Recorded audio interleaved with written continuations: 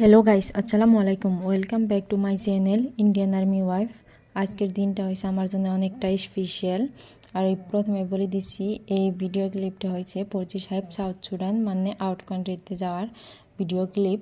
তো ফ্লাইটে তখন তো আজকের দিনটা হয়েছে আমার জন্য অনেক স্পেশাল। আপনারা কি গেস করতে পারছেন আজকের দিনটা কি?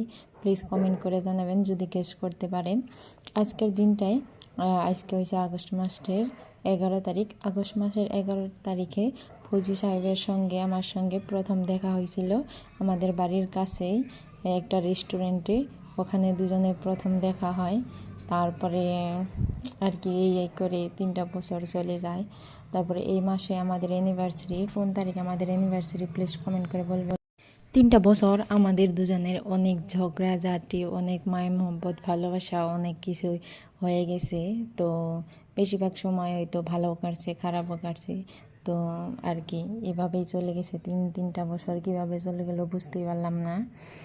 তো আজ ফৌজি বাবু মানে ফৌজি সাহেব আমার সঙ্গে নাই, হয়তো থাকলে ভালো লাগতো, ওটাই আর কি, অন্য কিছু না।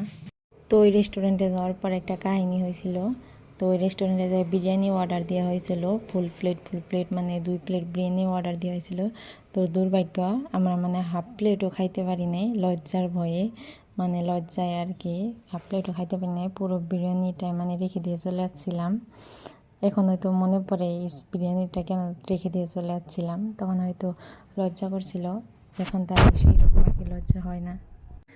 তো আমার ভিডিওটা যদি ভালো লাগে অবশ্যই like, comment, share and subscribe করে আমার পাশে থাকবেন। সবাই ভালো থাকবেন। আল্লাহ হাফিজ। আর আমার হাজব্যান্ডের জন্য দোয়া করবেন সবাই।